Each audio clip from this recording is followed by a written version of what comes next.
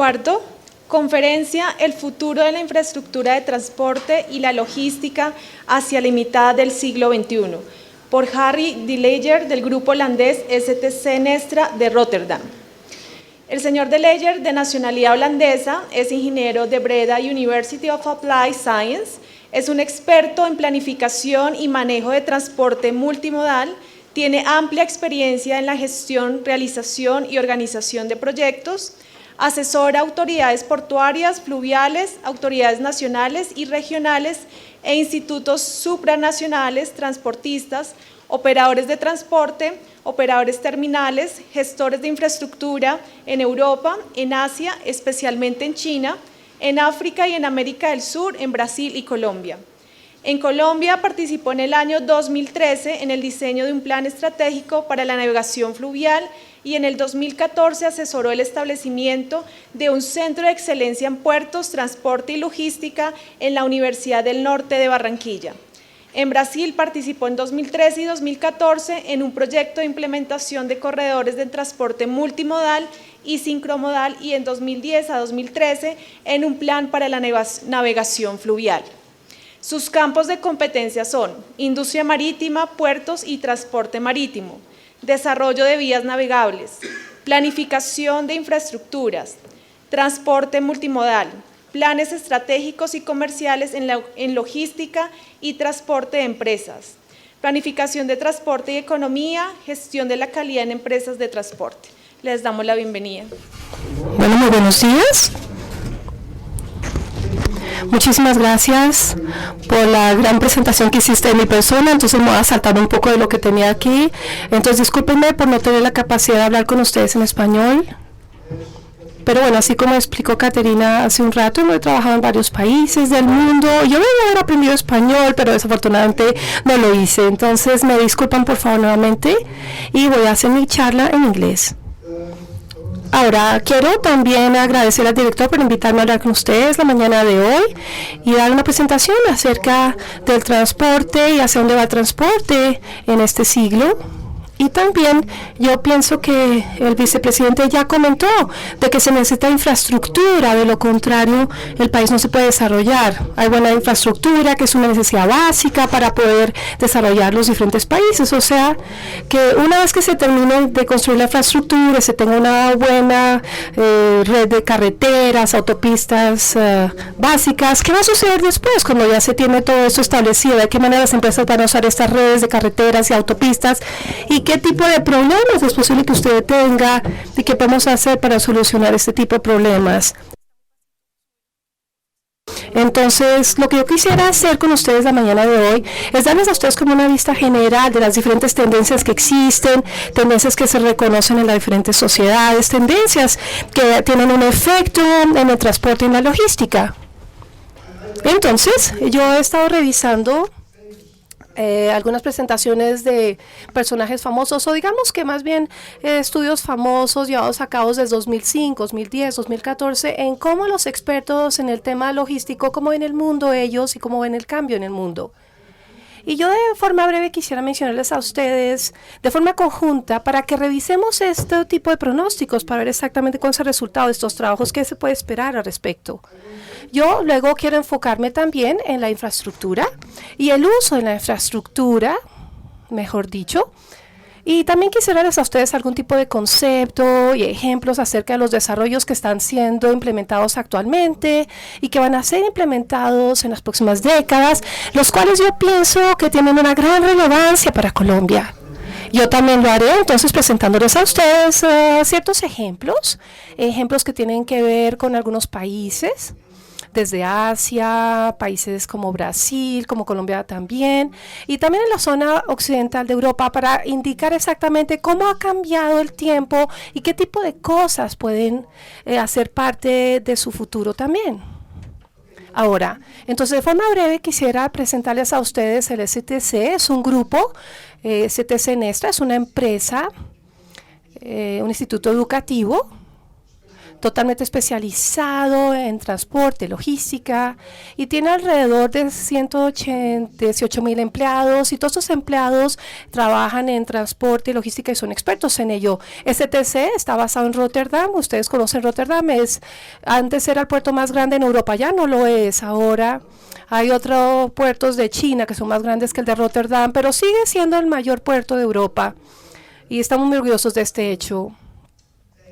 Y aparte de esto, el grupo STC, como dije antes, tiene escuelas, universidades en diferentes países. En Colombia, especialmente, hay una gran cooperación con la Universidad del Norte en Barranquilla, y lo cual lleva a la construcción de un centro de excelencia en logística.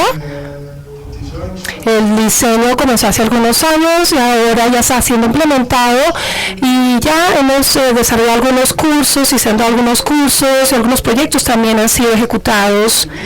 Y pensamos que esto es un gran modelo hacia futuro, el poder combinar la experiencia que se tiene en un grupo como el de STC junto con la experiencia que se tiene de personas de la Universidad del Norte, tratando de combinar los currículums que nosotros hemos desarrollado en nuestra industria para que estén disponibles en español por medio de este centro de excelencia. Y bueno, yo no voy a dar detalles acerca del grupo Nestra, que es la empresa donde yo trabajo, pero básicamente es como el brazo privado de STC. En Holanda hay una separación muy estricta entre las universidades, los institutos educativos y el sector privado. Entonces no se permite tener este tipo de cruces entre las universidades y las empresas. Por eso STC tiene un brazo privado, el cual se enfoca en entrenar, educar a las empresas, como por ejemplo las sorteras de los puertos, algún tipo de empresa de logística, compañías de ferroviarias, y les damos consejos. Entonces yo hago parte del grupo de consejería de STC, el cual hace este tipo de consultorías a nivel mundial, tanto para las agencias gubernamentales como a las empresas o cuerpos públicos y sector privado también, obviamente. Bueno, aquí tenemos una visión general, no voy a explicar en detalle todo lo que ustedes ven aquí, pero pueden reír cuando quieran, pero hay una fuerte base de STC en Colombia, en diferentes áreas. El plan maestro para transporte fluvial ya se presentó antes, el centro de excelencia que les comenté antes, diferentes programas con diferentes instituciones. Bueno, yo pienso que este portafolio se va a incrementar para los años por venir. ¿Por qué? Porque Colombia es uno de los países que nosotros pensamos como STC que podemos tener un buen futuro, porque al trabajar en Colombia, para mí, e inclusive que yo no hablo español, para mí es relativamente fácil porque es un país abierto, porque hemos visto que trabajar junto con agencias gubernamentales, con empresas privadas, es fácil. Entonces, si yo comparo, por ejemplo, el trabajo con países como Brasil, Colombia es mucho más fácil, es un país más fácil para trabajar. Posiblemente suene chistoso para ustedes o cómico para ustedes, pero en Sudamérica yo diría que la burocracia que hemos experimentado al implementar diferentes proyectos en otros países suramericanos es menor que la burocracia que se ve en Colombia. O sea que eso es algo muy positivo, que yo pienso que es bastante importante a resaltar. Ahora, también yo veo por el lado de la perspectiva gubernamental, como la presentación que dio el vicepresidente hace un rato, fue un muy buen ejemplo de que hay un buen empuje hacia desarrollar diferentes actividades. El trabajo que estamos haciendo de forma continua nos hacen preguntas en cómo hacer las cosas, cómo configurar, definir, organizar, y eso es algo muy motivador. Entonces eso nos da a nosotros una muy buena idea acerca de lo que es Colombia. Lo que también es importante mencionar es que es un programa que tenemos entre nuestro gobierno y el gobierno de Colombia. El Centro de Excelencia es un muy buen ejemplo de este este programa. El día de ayer recibí un mensaje de mi país donde me decía que hay una relación melliza con Colombia que iba a ser extendida para los años por venir. O sea que vamos a tener algunas posibilidades adicionales para poder continuar trabajando con este tipo de proyectos. Ahora voy a saltarme un poquito de cosas de mi presentación porque ya se dijo antes. Ahora vamos a comenzar explicándoles a ustedes algún tipo de tendencia que hemos experimentado en la sociedad, o sea, que no definiendo lo que es tendencia en el campo de la logística, pero en la sociedad.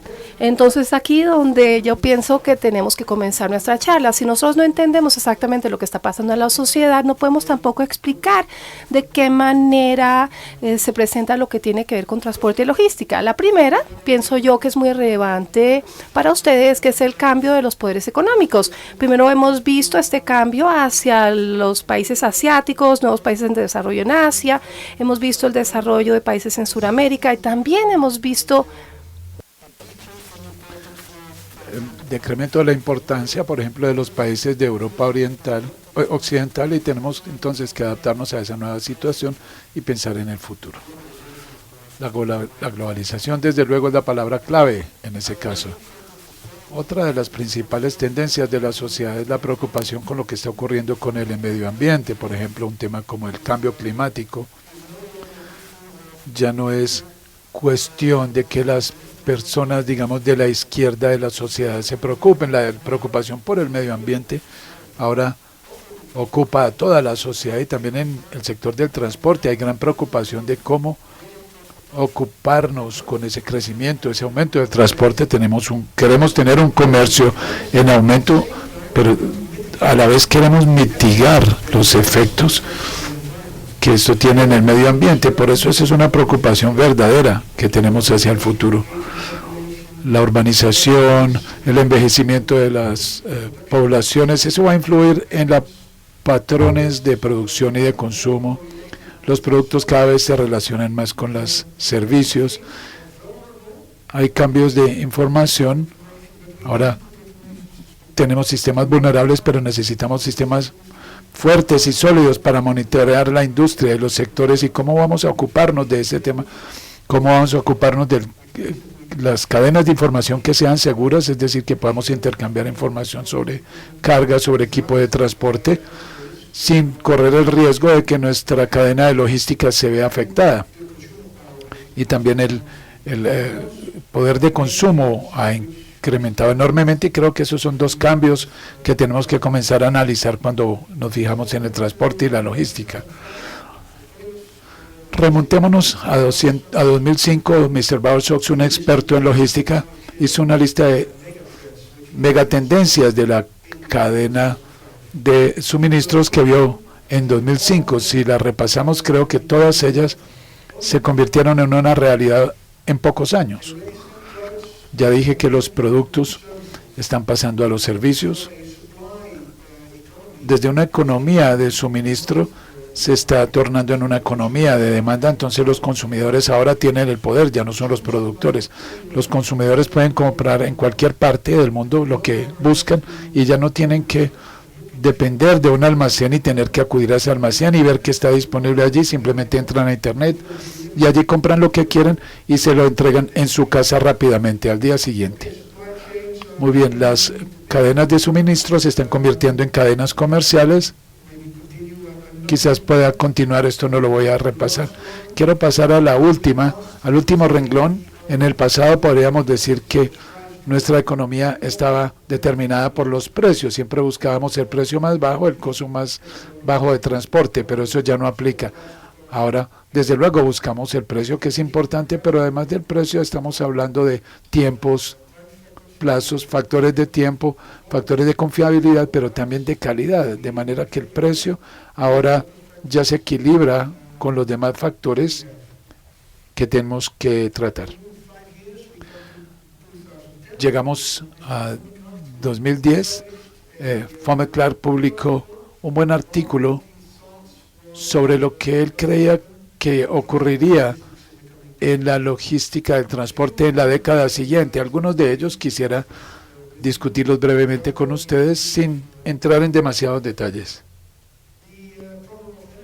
el problema del suministro de la energía estuvo presente durante algunos años, pero está incrementando. Y entonces, ¿qué vamos a hacer con las nuevas energías que tenemos que utilizar para el transporte? ¿Vamos a quedarnos con el diésel, por ejemplo,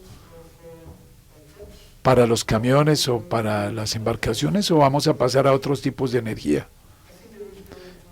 Creo entonces que esta va a constituir una tendencia que nos va a obligar a pasar a otros tipos de fuentes energéticas. Las fuentes globales, la distribución global, ahora son términos comunes, prácticas comunes, y eso significa que las empresas de logística de Colombia no solamente pueden pensar en Colombia, tienen que pensar a escala mucho mayor, tienen que pensar en términos mundiales, qué es lo que vamos a entregar, qué es lo que vamos a transportar y cómo vamos a entregar esos productos en el mercado mundial, y de forma que los productos resulten competitivos. Y si piensan ser competitivos, tienen que ser buenos, es el primer renglón, pero tienen que ser competitivos en términos de precio, sabiendo que el precio de costo para transportar productos colombianos al mercado mundial tiene unos componentes que tienen que ver con la logística interna. La competitividad del mercado mundial se ve en peligro, entonces tenemos que analizar la logística nacional interna para poder incrementar esa competitividad. Ese es un problema grave para Colombia. La calidad entonces de la red global, de sus empresas globales, es de mucha importancia. Eso significa que las empresas pequeñas siempre estarán allí, siempre existirán y también en el futuro, pero en algún punto tienen que adaptarse a esa red mundial, lo que quiere decir que tienen que fusionarse o convertirse en sociedades que dispongan de esas redes colombianas, bien sea el proveedor de los servicios de transporte, pero en algún sitio tienen que adaptarse o caber. Los costos están aumentando, como dije, ya uno puede comprar los productos en cualquier parte. Yo tengo 3 hijos y ellos nunca van a un almacén, siempre entran a Alibaba.com, compran en China y al día siguiente obtienen el producto. Es algo increíble, pero esa es la forma en que los y las jóvenes están trabajando. Ya no compran en los almacenes, compran en internet. Y eso significa que si uno quiere entregar esos productos es fundamentalmente distinto del tipo de sistemas de distribución que incluye almacenes y tiendas. Por eso tenemos que pensar en formas de satisfacer esas demandas de atención al cliente, cómo podemos satisfacer esas demandas exigentes de los clientes, y se requiere un sistema de logística que pueda ocuparse de ese problema. Entonces hay una gran demanda de alto valor y de servicios adaptados de logística, y eso implica más que transporte puerta a puerta, sino que implica una cadena completa de actividades mundiales. Por supuesto, ya no utilizamos papel ni enviamos documentos. Las compañías de mensajería tuvieron que cambiar su filosofía y modificar la forma en que trabajan, porque ya el papel no se transporta, o el correo en papel. Otra cosa importante es que siempre creímos que teníamos una gran ventaja sobre los países en desarrollo, pero ya no existen esas diferencias, ese puente se ha minimizado, y esto ha hecho que la desventaja de las naciones industrializadas sea menor cada vez. Aquí podemos ver algunas tendencias que creo que ustedes reconocerán y que comprenderán que ese tipo de tendencias también serán pertinentes a Colombia. Pasemos entonces, ocupémonos del año pasado. DHL, todos ustedes conocen a DHL, una compañía de mensajería muy famosa. Cada año produce una visión general de lo que ellos creen que va a ocurrir en la industria de la logística. Pueden descargar el documento de internet, es un documento muy importante, les aconsejo que lo lean. Hay tipos similares de documentos, pero este me pareció pertinente a la época actual y quisiera entonces presentar algunos puntos de este estudio. ¿Qué dicen entonces? ¿Qué hicieron los expertos de DHL? Analizaron una serie de tendencias sociales y tendencias tecnológicas que van a ocurrir en el corto plazo o en el largo plazo. Por eso en esta diapositiva verán de abajo hacia arriba el impacto, es decir, alto significa que una tendencia tiene un alto impacto. Y aquí pueden ver cuándo va a ocurrir, es decir, si en el corto plazo o en el largo plazo. Algunas de estas quisiera explicarlas con algún detalle. Por ejemplo, la impresión en tercera dimensión. Ustedes ya saben que es posible imprimir en tercera dimensión, pero ¿qué significa esto? Si podemos imprimir cualquier tipo de equipo o de componente, pues ya no tenemos que transportar cosas.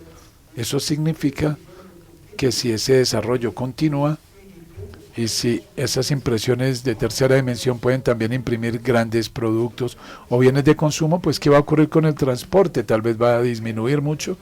No sé, esa es una de las cosas que va a ocurrir.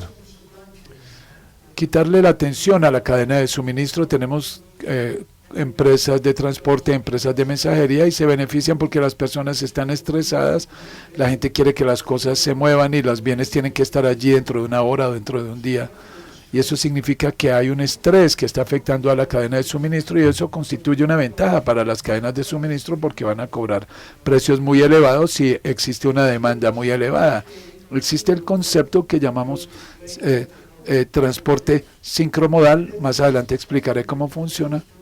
Y esto tiene por objeto quitarle el estrés a la cadena de suministro, nos proporciona alternativas, flexibilidad, podemos pasar de una modalidad de transporte a otro sin dificultad. Y aún así el resultado final es el mismo, el cliente recibe el tipo de servicio que requiere. Voy a explicar más adelante con más detalles cómo funciona esto. El tercer punto también es interesante y es el uso de drones o logística autónoma de vehículos no tripulados. Tal vez en sus periódicos habrán visto que Amazon solicitó permiso para utilizar estos vehículos no tripulados para transportar productos en Estados Unidos. DHL tiene planes similares, ideas similares. Suena bastante futurista, o sonaba futurista hace un año, pero ahora ya se ha convertido en una realidad, y hoy vemos que las empresas efectivamente están tratando de organizar este impulso, y el efecto podría ser enorme, desde luego, si este tipo de concepto se va a poner en práctica, literalmente a despegar. Estas son apenas 3 cosas que extraje de este informe de DHL, pero creo que la filosofía y la tendencia general o el efecto general de todo esto está muy claro. Tenemos que pensar en la logística de forma completamente distinta. Tenemos que pensar en utilizar nuevas tecnologías, nuevos conceptos, y tenemos que pensar en el tipo de requisitos y necesidades que tenemos que satisfacer para lograrlo. Y algo básico, diría yo, es la información. La información y el control. Necesitamos entonces mecanismos que nos permitan controlar la cadena de suministro y que nos permitan obtener la información que necesitamos para impulsar a todos estos elementos de la cadena de suministro. Repito entonces, esta diapositiva pertenece al mismo estudio de DHL que dice: necesitamos un transporte rápido, debería ser más rápido, y dicen no, no tiene que ser más rápido, tiene que ser mejor organizado. Eso es lo básico. Necesitamos entonces flexibilidad, satisfacer las demandas de los clientes, necesitamos logística como servicio, y este es el tipo de cosas que necesitamos, no por definición de alta velocidad, sino control. Necesitamos entonces información y necesitamos un mecanismo de control. En la logística a eso lo llamamos centros de control, las 4C, que ahora se están poniendo en práctica en las cadenas de suministro modernas, y todo tiene que ver con la información. Diría yo entonces que la información es un tipo de innovación que tendrá que ocurrir. Muy bien, dije ya que los temas medioambientales son importantes, lo llamamos sostenibilidad, y vemos un cambio importante en la sostenibilidad. En el pasado, digamos, que las empresas estaban utilizando la sostenibilidad únicamente como un instrumento de mercadotecnia, de mercadeo, o como un instrumento de relaciones públicas, y decían, somos una compañía verde, utilizamos camiones limpios, energía limpia, pero como dije ya, era una herramienta de mercadeo, pero eso está cambiando. Ahora lo llamamos el nuevo verde. El nuevo verde es una tendencia en que queremos convertir la sostenibilidad en utilidades. Y es decir, esa es la pregunta, ¿podemos crear un sistema de transporte más sostenible o un sistema de logística más sostenible, pero a la vez incrementar las utilidades? Es decir, eso es lo que llamamos bajo en emisiones y verde, es decir, mejor, más sostenible el servicio, pero al mismo tiempo ganar más dinero. Puedo mostrarles algunos ejemplos que pueden demostrar que esto puede lograrse efectivamente. Entonces, sin tener que rebajar los niveles de servicio o de costos. Digamos que este es un documento que nos da una idea de las metas de desarrollo sostenible. En este momento se están debatiendo en un grupo de trabajo que fue consecuencia de la reunión más 20 de Río de Janeiro, y también trata de infraestructura. Digamos que esto no ha sido aceptado todavía, pero sí es una tendencia y creo que cosas como estas van a ocurrir. Y esta meta, que es la 9ª meta de las metas de desarrollo sostenible, explica cómo debería ser la infraestructura del futuro de alta calidad, confiable, sostenible y resistente, que quiere decir que puede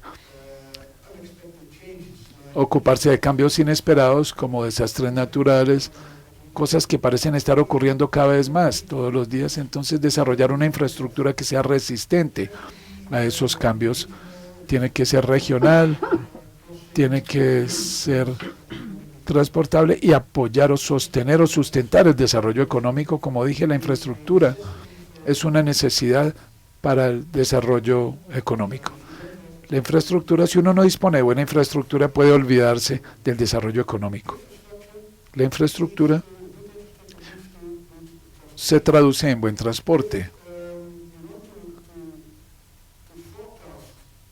Si uno quiere predecir las necesidades de transporte del futuro, hay una norma básica sencilla. Si el PIB aumenta, digamos, 4%, el transporte aumentará 8% o crecerá. Es muy sencillo, pero funciona, y eso tiene que ver con el hecho de que el transporte se requiere que uno transporte los bienes más de una vez. Hay que llevarlos del sitio de producción al centro de distribución y de allá al puerto, de allá a otro sitio, pero en general el transporte siempre crece más rápido que la economía, que es un punto interesante porque significa también que en el sector del transporte el crecimiento será mayor en cuanto se refiere al empleo, a nuevas empresas, a nuevos negocios. En mi país el transporte y la logística son uno de los principales sectores económicos porque generan una porción importante del PIB y además crean una cantidad enorme de empleos. Entonces, cada mejora que se le haga a la infraestructura al sector del transporte automáticamente se traducirá en mayor crecimiento del empleo y del desarrollo que el promedio de la economía. Muy bien. Tal vez podemos olvidar de estas herramientas de desarrollo, pero pensemos en la forma en que vemos al mundo en el futuro. Creo que podemos decir que el mundo del futuro es una aldea. Por el desarrollo de la globalización podríamos llamar al mundo a una aldea, pero según lo veo no es una aldea, consta de distintas aldeas. Y yo he elegido 3 áreas principales donde podríamos caracterizar a la aldea del futuro.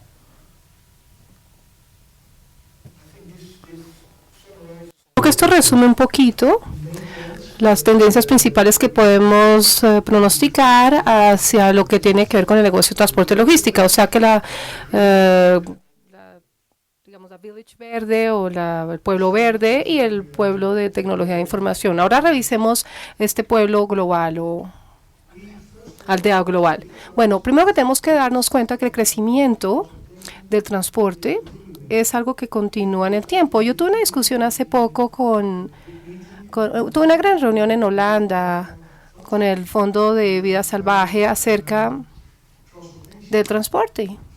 Y hace 5 años la tendencia que se tenía en ese tipo de organizaciones era de que ellos querían como imponer oponerse a cualquier propuesta o proyecto de infraestructura. ¿Por qué? Por el efecto en el medio ambiente y básicamente de que nos hace el hecho de que la economía estaba creciendo y entonces esto llevaba a un gran crecimiento del transporte. Por supuesto, esto está cambiando.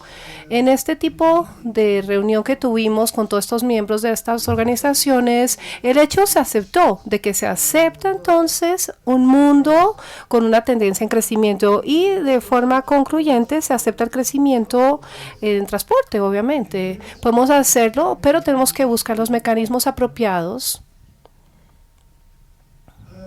Ahora, una aldea global, ¿qué significa? Que las redes de transporte y de logística están siendo integradas cada vez más. Esta integración con las corporaciones podemos diferenciarla en una integración vertical con una integración horizontal. La integración vertical significa que las compañías de transporte se van a integrar con las compañías productoras o podremos llevarlos a los consumidores. Esto lo vemos con las grandes empresas productoras que cada vez más y más están determinando la forma como el mundo logístico está organizado y cómo cambia y de qué manera ellos quieren trabajar con las empresas de logística. Ahora, hay una integración vertical aquí. En cambio, la integración horizontal es la corporación que se existe entre diferentes modos de transporte, de empresas de distribución y en bodegas o empresas de bodegaje.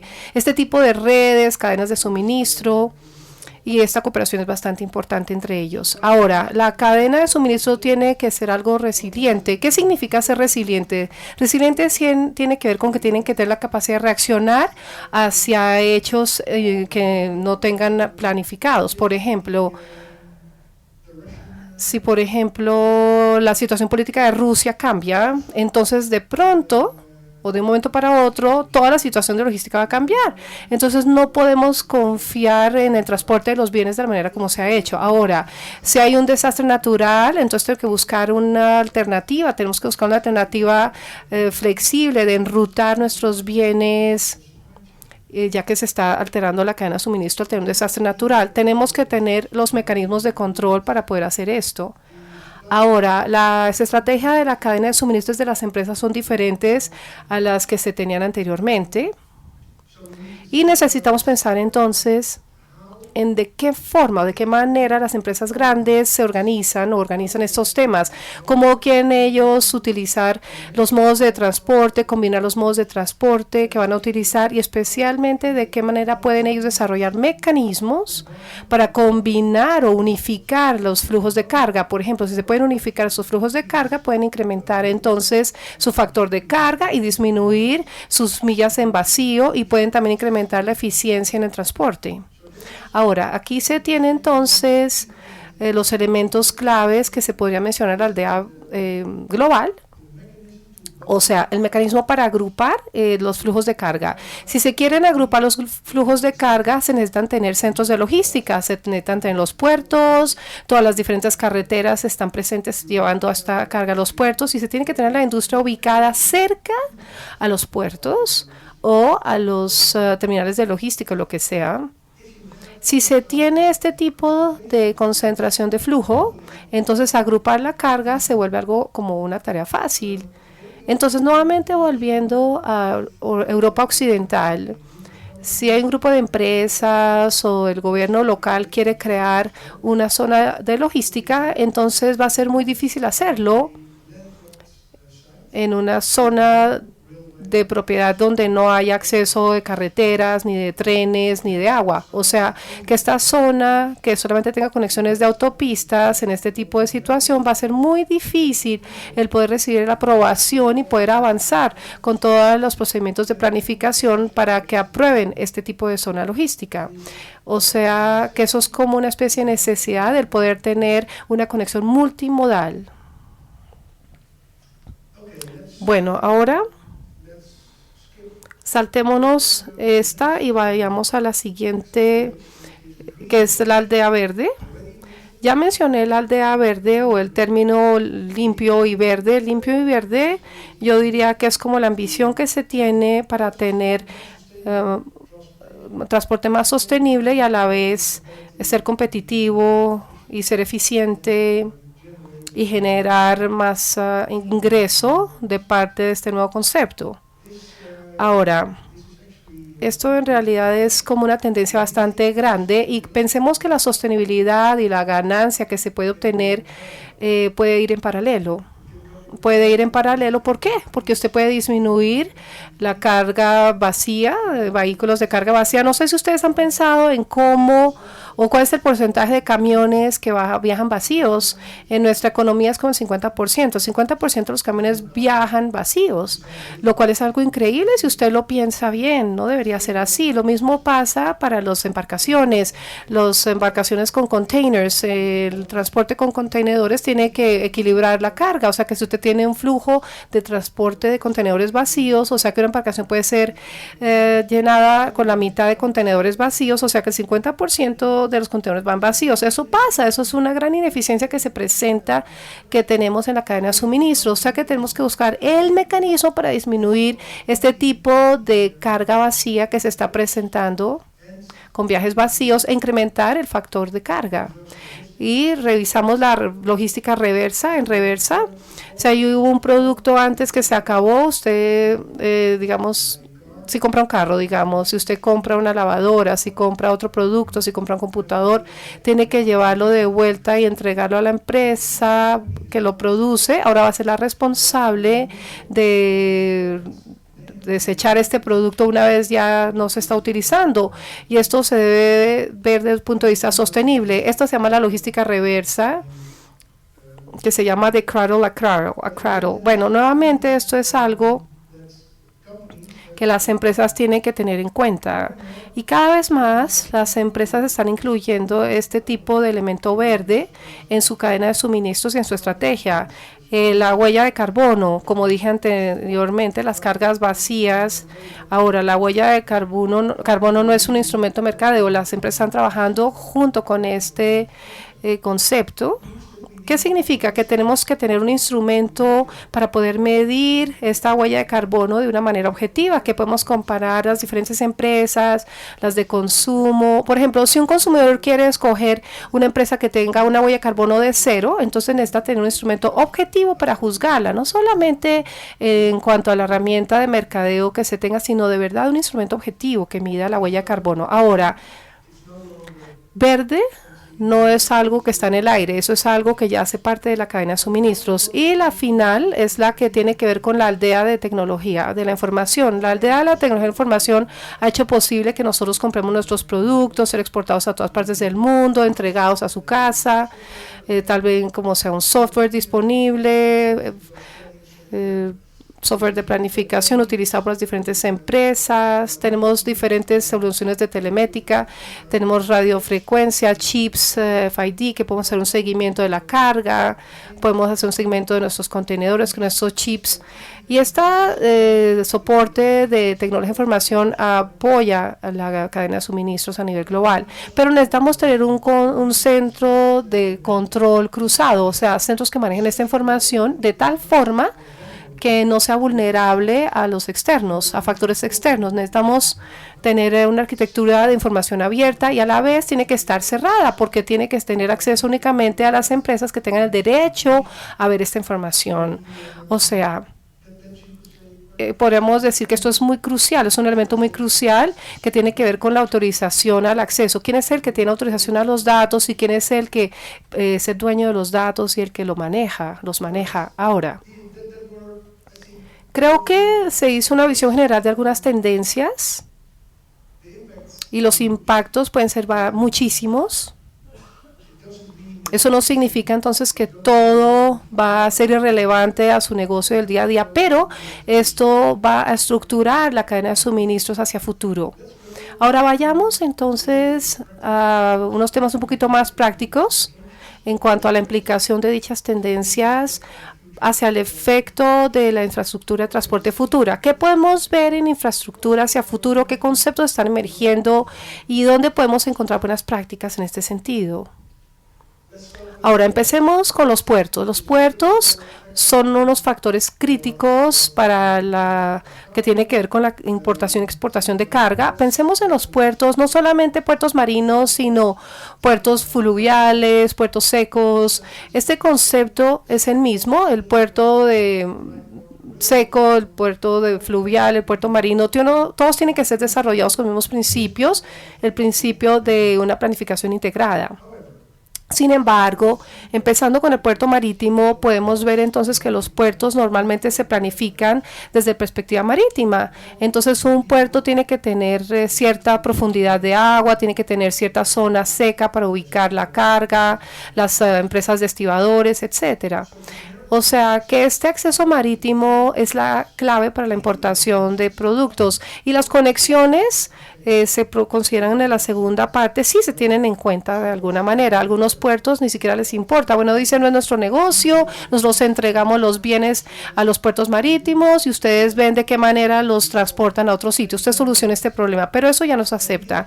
¿Puedo darles a ustedes ejemplos desde mi propia experiencia? Cuando yo estuve viviendo en la China, se me preguntó de parte del gobierno chino que les diera una opinión acerca de un proyecto de puerto que iba de Yangtze. Si ustedes están en la industria de puertos, tal vez lo han oído mencionar. Es un puerto bastante grande que fue construido a 32 kilómetros de la costa. Lo hicieron porque querían tener un acceso de profundidad de agua, y el puerto de Shanghái tenía problemas de sedimentación, o sea que las profundidades llegaban a 7-8 metros, o sea que no tenían otra alternativa, o bien era hacer un dragado en esta zona o construir un nuevo puerto. Si dragaban, tenían que tener primero mucha capital para poder dragar el terreno, y también un dragado de mantenimiento para tener la profundidad de agua necesaria. O sea que decidieron construir un nuevo puerto 32 kilómetros de la costa, y para conectar el puerto con la costa tienen un puente, como ustedes pueden ver en la foto. Hay un puente de 32 kilómetros que llega al puerto de la costa. ¿Qué significa esto? Significó entonces que este puerto ya no era accesible a los embarcaciones de tierra, o sea, esos eran los que llevaban la carga. Ya no era accesible debido a que las condiciones de navegación eran navegaciones de mar, o sea que estos embarcaciones fluviales no tenían acceso al puerto, o sea que tuvieron que renovar la flota totalmente, que podía ir a este puerto y a la vez podía ir a la zona del mar. Número 2, el puerto tampoco tenía conexión con tren. ¿Por qué no tenía conexión con ferrocarril o con porque no querían pagar por el puente? Entonces parecía un poquito estúpido en ese momento, y sí es un poco estúpido, pero ese fue el argumento que ellos adujeron en ese tiempo. Eso fue como en 1991, que no querían construir esta vía férrea. Y lo segundo era que la industria estaba ubicada en la zona costera, pero después de esto la industria se movió más adentro. ¿Por qué? Porque la zona costera era muy costosa, entonces las empresas se entraron más adentro y necesitaban tener ferrocarriles y no podían llegar al puerto. Entonces este puente es únicamente para camiones. ¿Qué significa entonces? Que el 100% de la carga que se lleva al puerto y a la zona de la costa tiene que usar camiones, lo cual es bastante costoso, es una solución bastante costosa, y ambientalmente tampoco es ideal. Y aparte de eso también es una solución muy riesgosa. ¿Por qué? Porque está en una zona de tifones este puente, y entonces por esto el puente a veces hay épocas del año que no es accesible. Ahora, esto nos llevó entonces a algunos resultados que se ven aquí en la gráfica. Fotos no son de Shanghái exactamente estas fotos, pero el resultado es que las rutas de acceso hacia el puerto tenían que entrar por la ciudad. O sea, kilómetros y kilómetros de camiones. No sé si alguno de ustedes conoce el puerto de Sao Paulo de Santos. Si han estado ahí en la temporada alta, entonces cuando llegan al puerto, más o menos 20-30 kilómetros de camiones en fila para tener acceso al puerto. Este es el resultado de planificar los puertos de esta manera, si no integra sus conexiones de carreteras internas. Ahora, ya mencioné las consecuencias de este tipo de decisiones y de mala planificación. El resultado final es que el costo logístico es más alto debido a hacer este tipo de planificación. Ahora, de hecho, el puerto está operando muy bien. Pienso que es el puerto de contenedores más grande del mundo. O sea, han hecho un buen trabajo en ese sentido de que es un puerto grande, pero hacia la conexión interna pudieron haber hecho algo mejor. Ahora, ¿qué se pudo haber hecho como solución? La solución hubiera sido tener una planificación integrada, no solamente revisar el puerto marítimo y sus conexiones, sino también las conexiones con trenes y con carreteras, un concepto que nosotros llamamos de puertas extendidas, o sea, que lo mencioné más adelante, y también corredores multimodales, y también unificar actividades, combinar el transporte con la producción y con la logística. Este aquí es un ejemplo de mi puerto de Rotterdam. Y yo no diría que nosotros hemos desarrollado el puerto ideal, pero el concepto sí es distinto. El concepto es que el puerto se ha desarrollado desde una perspectiva integrada, o sea, que las conexiones internas hacen parte de la planificación del puerto y sus procedimientos. En la parte izquierda de la diapositiva podemos ver la parte industrial del puerto, vemos los contenedores, vemos el muelle, vemos productos líquidos, etcétera, y vemos la conexión hacia la zona de navegación. Este puerto tiene una conexión directa a la terminal de mar, y aquí tenemos también la zona de los corredores de las vías férreas. El puerto se desarrolló en este caso, o la concesión también tuvo algo interesante. En esta concesión del puerto se incluye que para el transporte de tierra, el 75% del transporte interno hacia tierra tiene que ser llevado a cabo por vía férrea o por barcazas, y el 40% por camiones, o sea que eso es parte del acuerdo de la concesión, aun cuando las compañías de estibadores no tienen una involucración comercial, pero sí es obligación el buscar una alternativa para tener el transporte de carga desde la zona seca, y eso es una innovación bastante grande que se lleva a cabo en el puerto de Rotterdam, y esta es la razón por la cual ellos tuvieron que hacerlo. Por el lado izquierdo de la gráfica pueden ver la cantidad de contenedores que se tienen. Aquí vemos las equivalente en pies en el 2009, 2.1 millones por carretera, 1.7 por barcaza y 0.6 por vía férrea. Y el pronóstico del puerto de Rotterdam para el 2035 es tener un volumen de contenedores que se va a incrementar muchísimo. Tiene que ver con el tipo de cambios que hay en la industria, el tipo de efectos que se vengan de la globalización, y cada vez la carga viene más de Asia. Entonces los contenedores y su transporte va a explotar. Ahora, transporte por tierra se va a triplicar de 2.1 a 6 millones TIU por año. El de barcaza es aún peor, de 1.7 a 7 millones TIU, y de vía férrea de 0.6 a 3.0 TIU. Ustedes pueden ver que en términos absolutos los tres modos de transporte van a traer más carga. Sin embargo, en los diferentes modos de transporte por carretera hacia el futuro solamente va a tener 35%. ¿Qué significa? Que tenemos que desarrollar entonces los instrumentos necesarios, mecanismos necesarios para acomodar este gran tipo de flujo de contenedores.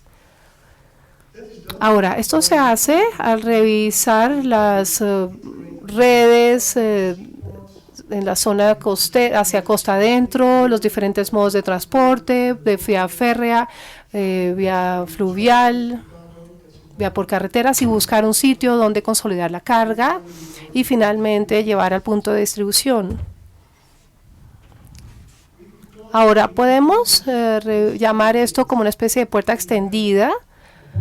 Si tenemos los puertos, y acá debajo, en la gráfica de arriba, es la situación actual que se tiene en Puerto Rotterdam. Tenemos los trenes, tenemos barcazas, embarcaciones yendo a los puertos de forma individual, y la puerta extendida es una idea bastante inteligente, creo yo, y se encuentra una solución intermedia a alguna distancia del puerto.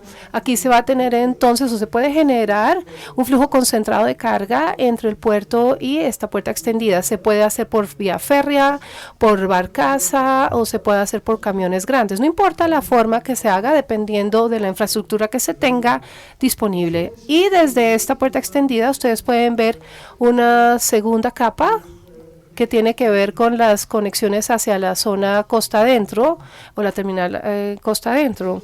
Aquí tenemos el tipo de concepto multimodal, que va a requerir un nuevo pensamiento de este tipo de transporte. ¿Por qué? Porque en esta puerta extendida muchas de las actividades desarrolladas anteriormente en el puerto marítimo están llevadas a cabo ahora en el puerto extendido. Por ejemplo, aduanas, no necesita hacerlo en el puerto marino, puedo hacerlo en la zona de la costa hacia adentro y en esta puerta extendida. Debido a que usted concentra este flujo de carga, entonces el proceso es más eficiente y se reemplaza a unas instalaciones más pequeñas en la zona de la costa hacia adentro, y esto elimina los cargas administrativas y también puede utilizar diferentes transportes multimodales. Si lo tiene de esta manera, también puede ir al siguiente paso, el cual llamamos sincromodalidad. La sincromodalidad es un concepto que hace que los modos de transporte sean tan importantes. El mismo ejemplo, el puerto de Rotterdam nuevamente, junto con esta conexión de tierra, y entre estas conexiones de intercarreteras tenemos los diferentes modos de transporte: carretera, vía férrea y agua. Al cliente no le importa qué tipo de modo de transporte se esté utilizando. Entonces, lo único que quiere saber es que su producto sea entregado en el sitio apropiado, en las condiciones apropiadas. Entonces, esta sincromodalidad que utilizan distintas empresas ofrece un servicio, le presta un servicio a un cliente. La empresa determina, basada en la llegada de la carga, en el arribo de la carga, qué tipo de transporte va a utilizar. Como dije ya, el cliente no sabe y no le interesa. Entonces, esta empresa tiene sus propios servicios ferroviarios, sus propios servicios de camiones, sus propios servicios de barcazas. No es que sean propietarios de los vagones ni de las embarcaciones, pero sí organizan el transporte. Entonces, la sincromodalidad es la coordinación de la cadena de transporte, de manera que combina infraestructura, servicios y transporte. Tal vez esta sea una teoría, pero voy a mostrarles algunos ejemplos prácticos de cómo funciona esto. Este ejemplo, entonces, que se llama servicios europeos, ofrecen todas las modalidades de transporte. Los servicios de puerta extendida quiere decir la desaduanamiento de mercancías en la puerta, además de todos los otros servicios. El primer piloto que se realizó en una distancia relativamente corta, pero cuanto más larga la distancia, más fácil se torna esto y mayores los beneficios y las ventajas. Este es entre la zona del puerto de Rotterdam y un sitio tierra adentro. Como verán, entonces, aquí están las tres alternativas. Rotterdam a la izquierda es el puerto marítimo, Tilbury es un centro ferroviario y también tenemos un centro de vía acuática. Este es el resultado del piloto. Como verán, son 5 alternativas. Los contenedores transportados por camión desde Rotterdam hasta el destino final en la zona de Tilburg, pero 90% de los contenedores se transportaron así. Tenemos una alternativa que es un terminal a corta distancia del puerto marítimo por barco y después por camión. 3% utilizaron esa alternativa. El barco de Rotterdam hasta un primer puerto tierra adentro, después por camión. Lamentablemente, esa alternativa no se aceptó porque resulta demasiado costosa. Teníamos 2 transbordos en el intermedio, por eso nadie la utilizó. La alternativa de transportar por barcaza hasta la ciudad terrestre y después al destino final, 43% eligieron este y 35% se transportó por ferrocarril, de manera que esta zona tierra adentro tienen una conexión con la carretera, tienen una terminal y tienen una terminal acuática. Entonces los 3 modos de transporte se utilizan combinados. Como dije, al cliente final no le interesa esta fábrica, no tienen ni idea de cómo se transportan sus mercancías. Eso es lo que llamamos sincromodalidad. Esto, creo yo, es algo para tener cuenta en el futuro. No se va a poner en práctica en Colombia el año que viene, ni se va a implementar en Europa Occidental el año próximo. En Holanda tenemos pilotos. De momento esos pilotos se están poniendo en práctica y han tenido mucho éxito. Eso significa que vamos a continuar utilizando estos métodos, y también hemos presentado, valga la redundancia, en algunas presentaciones en Sudamérica. Creo que tenemos el mismo tipo de posibilidades de implementación aquí. Entonces, como hemos visto la integración de las modalidades, podemos tener flexibilidad y cambiar de uno a otro. Necesitamos información, arquitectura desde luego, y podemos combinar redes continentales y marítimas. Esto una vez más resume la idea del terminal oceánico, el terminal terrestre, de, como decir, una banda transportadora entre estos dos, me interesa. Y en estas instalaciones terrestres hacemos documentos, tecnologías de información, desaduanamiento, todo lo que se pueda llevar a cabo en una misma planta. Digamos que ese es el primer ejemplo. Sincromodalidad y planificación portuaria integrada. El siguiente corredor se relaciona de alguna forma con esto. El corredor multimodal es un concepto adoptado por el Banco Mundial, la Comisión Europea, algunos gobiernos nacionales y algunos puertos. Los corredores multimodales significan que uno utiliza el carril de transporte como corredor. Una vez más, aquí tenemos vías acuáticas, ferroviarias y carreteras. Si nos fijamos en la planificación de infraestructura, creo que el vicepresidente mencionó esto, presentó las modalidades una a una. Eso se hace típicamente porque primero explica qué son las carreteras, después explica en cuanto a ferrocarriles, después puertos, después vías fluviales, y es así como se están construyendo las redes, se están construyendo sobre la base de una modalidad individual de transporte y se construyen a escala nacional o a escala regional, una provincia o incluso un estado. De manera que son más o menos una colcha de retazos de modalidades con terminales y con países y regiones. Los proyectos entonces que se están llevando a cabo se concentran en establecer los vínculos faltantes. Se tienen las carreteras, se tienen los ferrocarriles, y necesitamos una conexión entre esas dos, de lo contrario no podemos conectar las modalidades. Otra forma de pensar es pensar en un corredor. Se tiene un puerto marítimo, se tiene una zona terrestre, y entre estos dos se quiere desarrollar un corredor logístico. Primero pensemos o hablemos de cómo esto se está llevando a cabo en la Unión Europea. Tenemos un concepto llamado redes transeuropeas. Esto se está desarrollando exactamente, precisamente por los argumentos que mencioné ya antes, por las modalidades de transporte que son individuales y los sistemas de infraestructura también que son individuales o aislados. Entonces, la conclusión tras la revisión de este programa era que no había una interconexión satisfactoria entre estas modalidades de transporte, y eso constituía un vacío importante porque no podíamos establecer buenos servicios multimodales.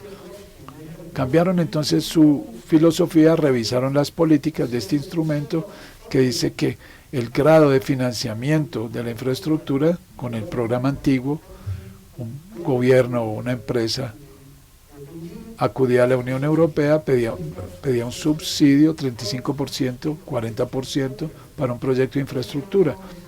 Pero esa ya no es la filosofía, esa filosofía cambió hacia un instrumento de planificación, es decir, que primero se planifica la red y únicamente esos proyectos que generan valor agregado al corredor, a esos proyectos les adjudicarán un apoyo financiero.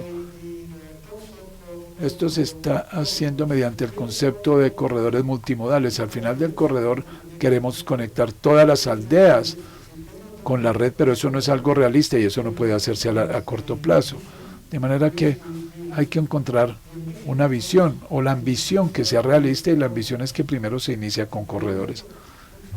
En Colombia, por ejemplo, podría tratarse del corredor del río Magdalena y analizarlo desde la perspectiva de los corredores. Tenemos carga que se está desplazando aquí, parte la podemos transportar por agua, parte por carretera. Lamentablemente no hay ferrocarril, quizás en el futuro, pero ese es el tipo de pensamiento que tenemos que adoptar, pensar en corredores. Es así como se hizo en la Unión Europea. 10 corredores se diseñaron y las empresas y los gobiernos pueden solicitar proyectos y financiamiento únicamente si esto le está dando valor agregado al corredor. Este es un método sumamente detallado que está diagramado en la reglamentación europea. Reglamentación aquí quiere decir una ley, y hay una reglamentación acerca de los corredores multimodales y sus proyectos que dispone que todo corredor tendrá un gerente, tendrá un plan de trabajo, y ese gerente tiene libertad financiera, de manera que puede decir el tipo de proyectos que se elegirán para su corredor. Entonces, ese coordinador normalmente es una persona de muy alto nivel, quizás un antiguo ministro de transporte. Ese tipo de persona constituye el coordinador. Yo fui gerente de uno, la coordinadora era una señora que antiguamente fue ministra de Transporte de los Países Bajos, y ella fue la coordinadora. Su tarea consistía en hablar con todos estos gobiernos y regiones para obtener los compromisos para la aceptación o la aprobación del proyecto. Muy bien, esto es lo que está ocurriendo actualmente en la Unión Europea y que finalmente llevará a una situación como esta, donde tenemos corredores multimodales combinados con zonas económicas, combinados con logísticas municipales, y con los gobiernos que administran estos corredores aún podemos tener gerentes individuales que tienen concesiones, pero todos tienen que aceptar ese principio del corredor. Pasemos entonces al Brasil, un poco más cercano a su realidad. En el Brasil, la idea provino del Ministerio de Transporte, que dijo que querían desarrollar una serie de corredores, y por eso estamos trabajando en el campo de vías fluviales.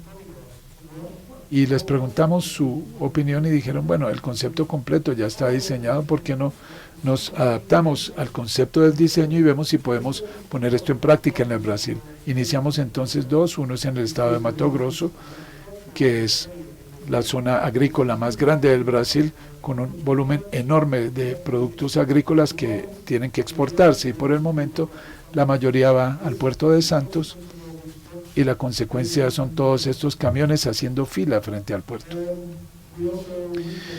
También analizamos esta parte del problema de Santos, y otros puertos tienen un puerto nuevo que están construyendo. El análisis de la problemática del Brasil, creo yo, que en vez de Brasil pueden retrotraerlo o mencionar a Colombia. En este caso creo que son similares sus problemas. La calidad de la infraestructura y el costo relativamente alto de la logística, y se concentran en las políticas de transporte por camiones y multimodales, falta de silos para almacenamiento, falta de instalaciones y servicios, proyectos locales que no agregan valor al corredor, y planes en conflicto o que se contradicen. Un estado puede tener un plan y otro estado tiene un plan de infraestructura, pero no existe un vínculo entre ellos. Entonces, si se quiere crear un corredor, resulta imposible. En el Brasil concluyeron entonces que este método de los corredores era algo que querían realizar. Hicimos entonces un estudio para ellos, hicimos un plano de un corredor, este corredor del Mato Grosso hacia el norte, y en este proyecto incluimos a todos los interesados directos. No lo hicimos únicamente con las autoridades regionales, sino invitamos a los propietarios de las empresas de carga, y eran los primeros con quien debíamos hablar, y tratamos de desarrollar una carta de intención entre los propietarios de la carga y los gerentes de los corredores. Y si en esta idea, en este concepto, obtenemos el compromiso de los propietarios de las empresas de cargo de proporcionarle carga a ese corredor, pues entonces ya podemos hacer negocios. Analizamos los corredores. Este es un ejemplo de un segmento de los corredores. Lo hicimos con muchísimo detalle. No nos limitamos a decir tenemos una carretera de 500 kilómetros, analizamos cada segmento de esa carretera, analizamos las ferrovías, las vías fluviales, y así pudimos determinar exactamente dónde podemos encontrar los cuellos de botella logísticos. El resultado fue que pudimos demostrar que podíamos trazar una nueva ruta para 40 millones de toneladas de las 50 millones y transportarlas por esos nuevos corredores, y damos una ventaja de costos de $20 por tonelada, y eso es una gran cantidad de dinero. Esas son las ventajas que uno tiene que tomar en consideración si está pensando en corredores multimodales. Entonces, las conclusiones relacionadas con los corredores multimodales y la logística multimodal, una de las conclusiones es que hay que consolidar la carga, hay que conectar con terminales multimodales, hay que concentrar las actividades comerciales a lo largo de los corredores, tienen que constituir un elemento de la planificación, y uno tiene que tratar de minimizar el transporte por carretera, desde luego, al final de la cadena de transporte. Es así como se ve Europa Occidental. Se parece un poco a esa idea de las zonas económicas que están interconectadas por corredores multimodales. Ahora, si uno quiere hacer un clúster, agrupar, no se debe agrupar únicamente la actividad logística, sino también agrupar la industria de la producción en esa zona logística. Un buen ejemplo, creo yo, constituye la industria química. Se puede ver en Hamburgo, en Rotterdam, donde las empresas de productos químicos se agrupan junto a un puerto marítimo y sus instalaciones y servicios, donde una empresa produce un producto en la planta, y la idea es aquí llevar las materias primas, y si una está situada junto a la otra, pues no se necesita transporte, únicamente se necesita transportar el producto final. Esto se está desarrollando en diversos puertos. Bueno, ¿cuál es el reto aquí? Crear conexiones ininterrumpidas, especialmente en ferrovías y vías fluviales. Bueno, ¿quién lo hace? ¿Es esta una iniciativa del gobierno o es una iniciativa del sector privado? Dije ya que este terminal terrestre es un elemento crucial. Necesitamos instalaciones y servicios terrestres con conexiones multimodales. Vemos que las desarrollan las autoridades de los puertos marítimos, las de compañías de estibadores, como el ejemplo de los sincromodales, las compañías de logística, las autoridades regionales, las empresas de transporte terrestre, de transporte ferroviario. Todas esas partes pueden constituir los iniciadores de la instalación multimodal terrestre. Estos son algunos ejemplos de Bélgica, Holanda, Alemania, donde este tipo de zona terrestre se encuentra, y siempre hay una conexión, un vínculo entre la industria y el sector logístico.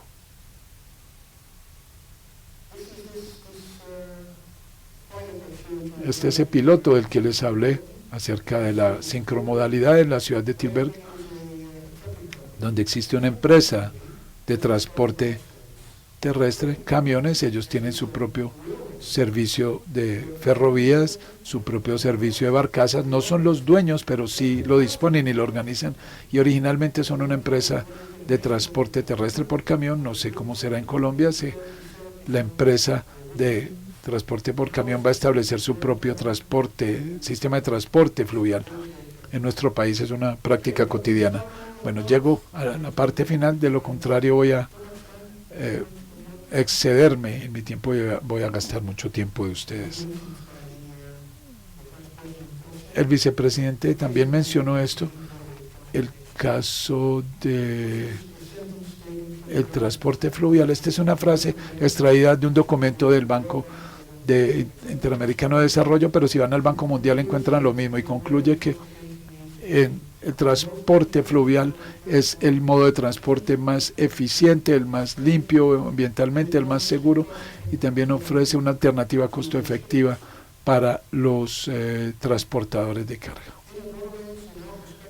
Ahora, el transporte fluvial en nuestra perspectiva es competitivo, eficiente, limpio, verde, seguro.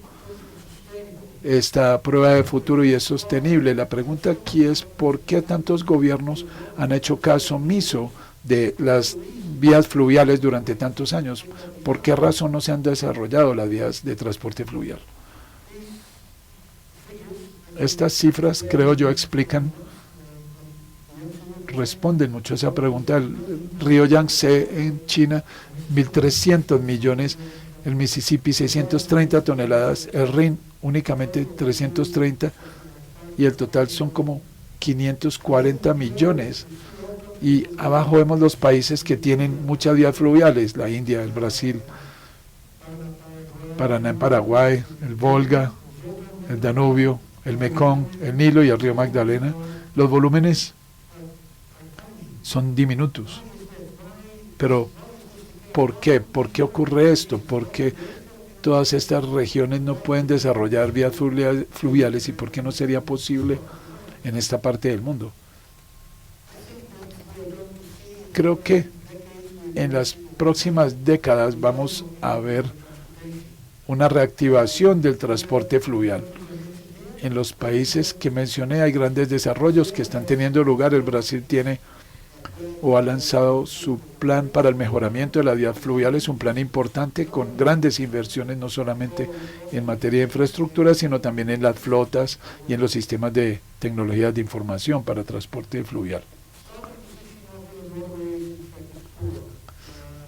La posición es mala porque la mayoría de los países no toman en consideración las vías fluviales porque tienen otras prioridades. Para el agua la quieren utilizar para beberla, quieren evitar las inundaciones y quieren generar energía hidroeléctrica, y todos estos son problemas que limitan en la mayoría de los casos el uso del sistema de transporte fluvial. En la mayoría de los países las vías fluviales, el transporte se lleva a cabo por medio de embarcaciones viejas, antiguas, que gastan demasiada energía, lo cual resulta costoso porque 50% del costo se refiere a la energía, de manera que si podemos encontrar una forma de disminuir el uso de energía, podemos disminuir el costo del transporte fluvial enormemente, y significa también que vamos a necesitar un tipo nuevo y moderno de embarcación. Entonces la idea es que esto se ve como el WTS se vea como algo heredado del pasado, o sea, se está volviendo nuevamente al pasado. No es algo sexy, los políticos no les gusta tener este tipo de proyectos por vías fluviales, les gusta poner puentes, les gusta poner vías férreas. Si alguien va a hacer este tipo de proyectos en vías fluviales, nadie lo va a ver, entonces por eso a los políticos no les interesa. Y entonces nadie se da cuenta de los beneficios sociales, o sea, muy poca atención de parte de los hacedores de políticas, diferentes alternativas para las empresas de transporte, y podemos decir que no quieren ver esta posibilidad de las vías fluviales. Y yo creo que esa es la conclusión errada. Les voy a mostrar algunos ejemplos de vías fluviales que podríamos ver los beneficios al utilizarlas. Entonces aquí tenemos una comparación interesante, desafortunadamente no los tengo para Colombia. Esto es un ejemplo del sistema del río Rin para el transporte de contenedores, donde vemos que se pueden transportar distancias bastante largas, y los diferentes en kilometraje que se ve entre vía fluvial y vía terrestre. Esto genera, por supuesto, un ingreso adicional. Aquí tenemos otra tabla interesante porque la mayoría de las personas piensan que las vías fluviales son únicamente relevantes. Esto es para 300 o 400 kilómetros de distancia. Aquí tenemos datos actuales de flujos de carga en la zona occidental de Europa sobre la distancia comparada de transporte de carga por carretera y por vía fluvial. Aquí vemos el wet link. Esto significa la conexión que existe entre dos puertos, puerto marítimo y puerto dentro de la costa, sin ningún tipo de conexión de carretera. Aquí tenemos el wet link, es de 20 a 40 kilómetros. Yo diría que esto para ustedes no se entiende, porque para esta distancia tan corta se puede tener una viabilidad comercial en este tipo de transporte fluvial. Si se tiene transporte de carretera por un lado de la cadena, digamos si usted va del puerto marítimo a esta terminal de tierra y a esta otra centro, entonces sería de 60 a 100 kilómetros, y para la carga líquida y seca sería de 80 a 120, mucho diferente a lo que hemos visto en la distancia de punto de quiebre. Ahora, si tenemos transporte de carretera por los dos lados, o sea, tenemos la carretera, el puerto marítimo y después la carretera, eso no es algo que se presenta mucho. Entonces la distancia al punto de quiebre para los contenedores es 225 150 kilómetros, y para ya lo que es más a granel es de 180 a 200 kilómetros, o sea que aquí hay un gran costo-beneficio si se hace un cambio a este tipo de transporte. Ahora vamos a los efectos externos. posible, difícil de leer aquí porque la letra está pequeña, pero aquí comparamos la vía fluvial, la vía férrea y los costos externos asociados. Esto incluye también la infraestructura, costos en infraestructura, de hecho, y van a ver que las vías fluviales, de hecho, son las más baratas, el modo de transporte más barato, revisando aquí los diferentes tipos de emisiones producidas nuevamente en la vía fluvial. Es mucho menor, es más ventajosa comparado con los otros modos de transporte. Sin embargo, aquí nosotros tenemos un pequeño riesgo. Esto no es la situación que se ve para Colombia, esta es una situación que se presenta para el río Rin. Y para el Rin tenemos moderadamente embarcaciones pequeñas. Si vemos el tipo de diésel que ellos utilizan, es diésel bajo en azufre, o sea que la emisión está siendo menor que la que se hace con este otro diésel sucio que se utiliza en muchos otros países. Ahora, si movemos a otro tipo más moderno de embarcaciones, más modernas, los costos bajan. Aquí vemos el costo calculado basado en datos reales para transporte de contenedores de hace algunos años y muestra también nuevamente la gran ventaja que se podría tener en estas vías fluviales. Ahora, nuevamente en China, tienen exactamente la misma pregunta. ¿Será que debemos invertir en vías fluviales o no? Entonces decidieron renovar el sector de las vías fluviales y mire cómo se ve. Han explotado en términos de volúmenes y también pueden ver aquí explotaron en términos de la calidad del sistema.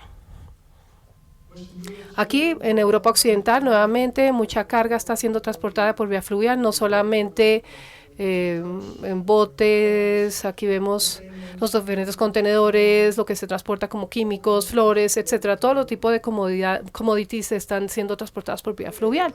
Ahora, otras diapositivas antes de terminar mi charla.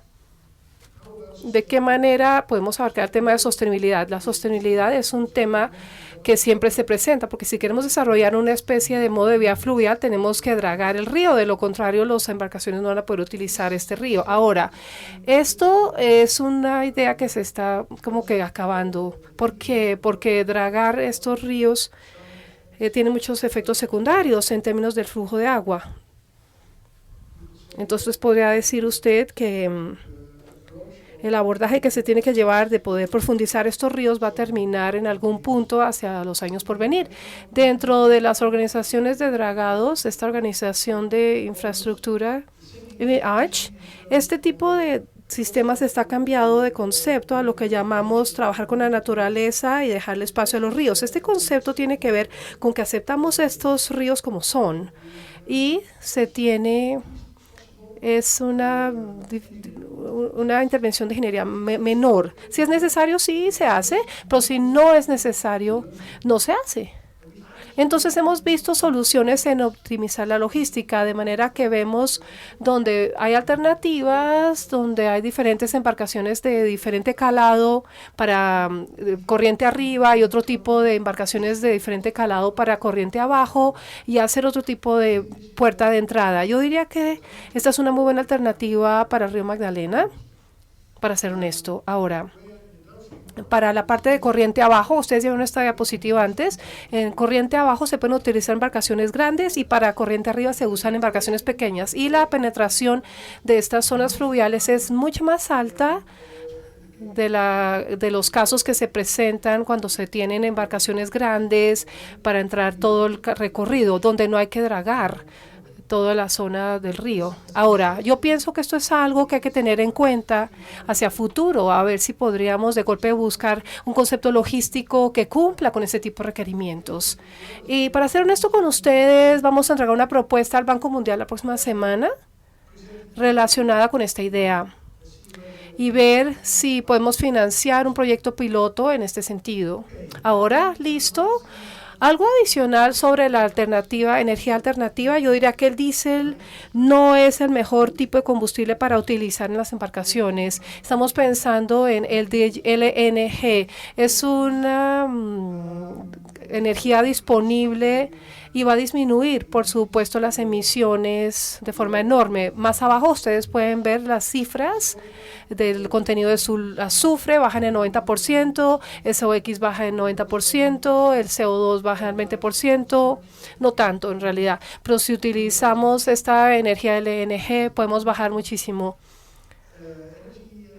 El uso de energía es menor, el precio de esta energía es menor también que el del diésel, o sea que usted puede ver los costos y sus ventajas y también la ventaja del tipo ambiental.